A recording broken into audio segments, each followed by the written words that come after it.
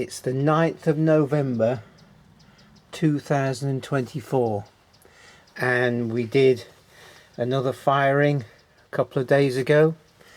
There's the kiln god, and let's just spin around, and there was our fuel source this time, a donut out of a scrap car that had propane in it, so we used some of that to run this kiln. And I did do a video about transferring liquid propane from, or LPG, from one of those into a standard propane tank. So I'll put a link to that at the end of this video because you'll find that interesting. But let's come back. Now then, I'm just going to add a little bit of video about the firing. It's probably about 3 or 4 seconds with the sound turned down a bit because the blowtorch is really noisy. Now then, the burner's a bit loud. There it is. And we're on another firing. And we're up to 875. So we'll go another 25 and then hold it at 900 for 3/4 of an hour to burn off the inorganic carbon. Right, let's crack on. Okay, I'll try not to kick the tripod. Remove the cover. That's just to stop muck coming down the vent hole onto the pots. Oh, this is looking interesting. Homemade. Flip the screen around. Yes, I'm quite happy with that. Yeah. It doesn't look like there's any crazing whatsoever. Or maybe there might be a bit. I don't know. We'll have to have a look. But it's stone cold, and this has been cooling for more than 48 hours. Yeah, and another one. These are slightly bigger than the last bowls I did, and they've got a bit of a foot on them. And this one is marble clay. It's got the white kneaded in, but not as thoroughly as on some of the others.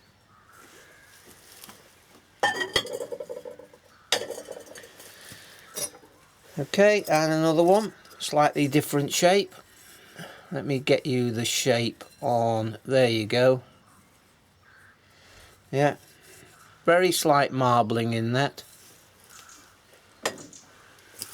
And a mug. Yep.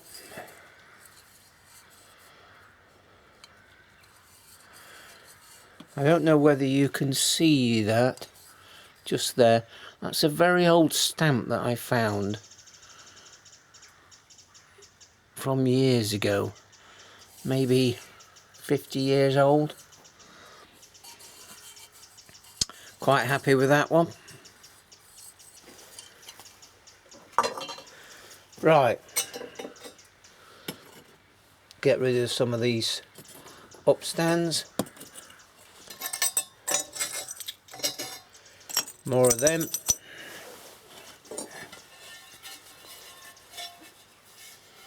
Ah, now this is interesting.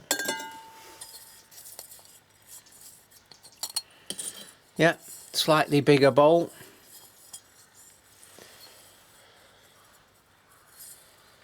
Looks quite nice. Not sure if I can see any crazing at all, but it's had 3 coats of brush on glaze. Yeah, And there's a very slight marbling. I don't know whether you'll better see this. That's a good sized bowl. Now, how did we get on with this? A plate. Is it a plate or is it a bowl? But this was a useful experiment. That's the cross section. Very nice. Very glossy. Little bit of crazing.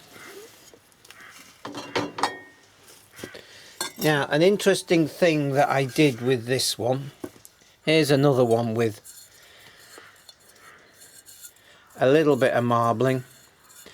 Yeah, darker and lighter. No expectations. I like that one. And it's got that out and gently in. Yeah, that feels really good. On this firing, I loaded the kiln the day before, as you would do. Yep, another bowl. And I ran it up to 80 degrees for about 2 hours, just very gently. I was just using the end of a bottle that was virtually empty, so I was just using it. And that way it dried everything out, I assume. Yeah, another no expectations mug. This time it's got white slip on the inside. Little bit of a dark mark there, but never mind. That's a good mug. So when I came to start the kiln up again, obviously it wasn't the next morning at 6 o'clock.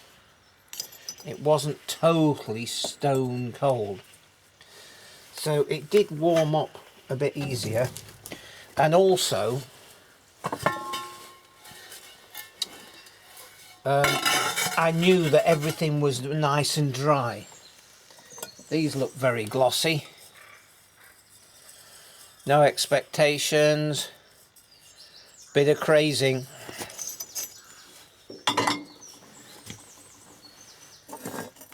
We got two that have stuck together. I'll show you those in a minute. That's a shame. That is really quite, I like that. I do like that. We're going to have to give all of these the cup of tea test, just to make sure. Now, no, they just come apart, but see that there? Yeah. Otherwise, it's a lovely mug.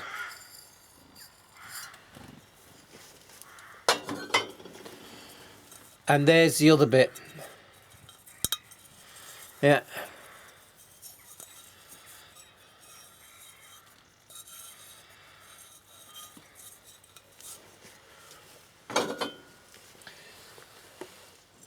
So I like to pack the mugs quite close together, but in the packing, as you're putting stuff together, things can shuffle a little bit. Quite like this one.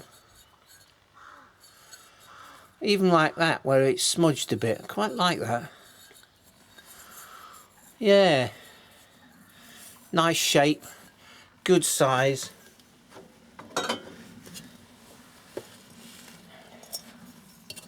Now look at that one. More marbling. In fact, that's quite spectacular, I would say. Yeah. So 3 coats of brushing transparent. Yeah. So that takes quite a while. I mean, effectively, what I do is first coat on, with it sat like that, but holding it for a while. First coat on the outside, including the handle.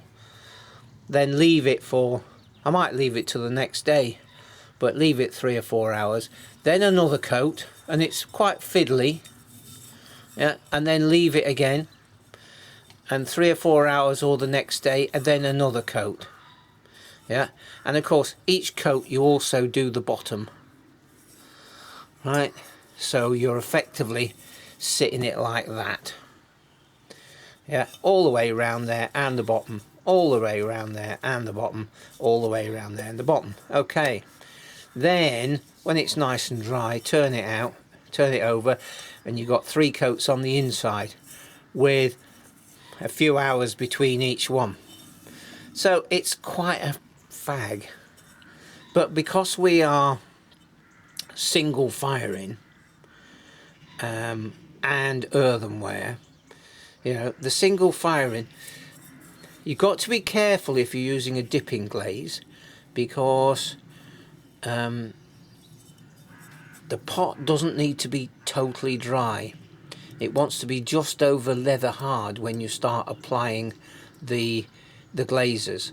Otherwise the expansion and what have you of the moisture caused by the moisture will crack the pot. Actually, that's quite a spectacular mug, isn't it? Do you not think so? Yeah. Right, enough of that rant. Got one more. There we go, with a white slip on the inside. And it's nice and glossy. 3 coats again. But I can't tell whether it's got any crazing or not. It looks like there might be a little bit. But the cup of tea test is the one. And we'll see what happens. We're learning all the time. Tell me what you think. Observations, discussion, what have you. Catch up with you soon. Cheers for now.